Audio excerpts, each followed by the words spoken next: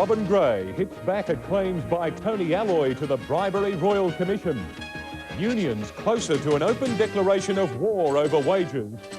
A new role for a Bass Strait veteran. Good evening. Confronted by a growing crisis over wages and waterfront reform, Prime Minister Hawke today ordered urgent talks between trade unions and employers. He's worried about a wages blowout and has cut short a visit to the Northern Territory to chair Friday's meeting in Sydney. The Prime Minister's announcement was always going to be dramatic, but it was given an unexpected boost as the news conference started. I'm telling them. You'll notice the calmness, won't you?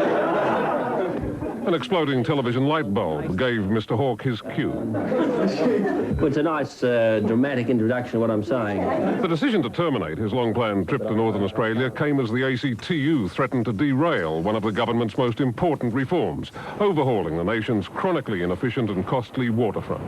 There's going to be no moratorium on waterfront reform.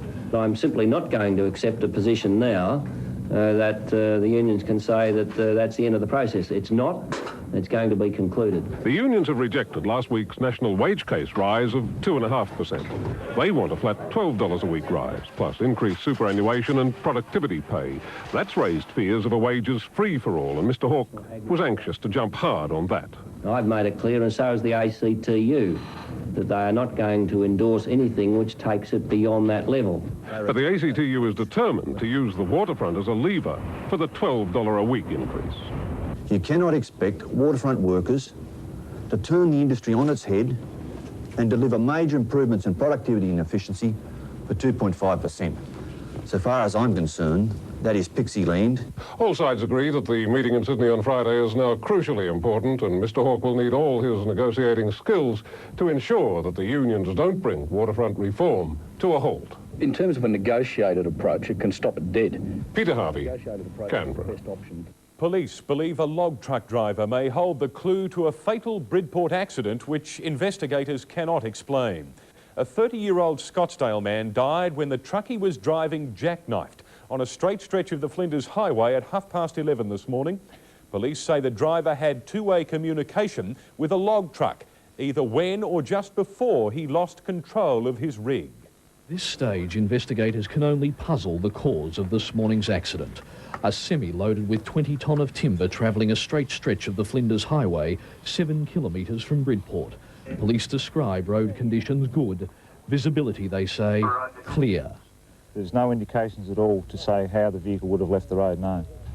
It would seem that the vehicle still had its load intact after it left the corner, so it didn't shift at all.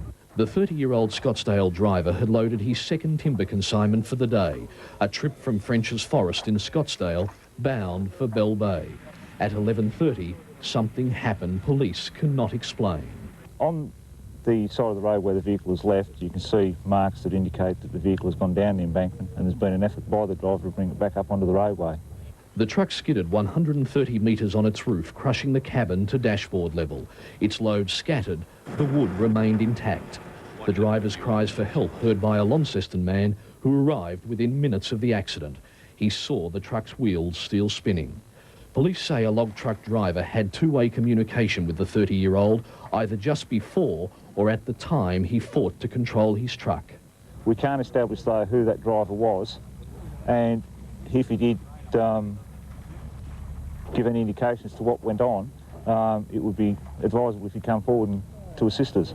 Police diverted traffic through an adjacent paddock as rescuers worked for 3 hours trying to right the rig, their efforts frustrated by the cabin's coupling anchored to the twisted trailer.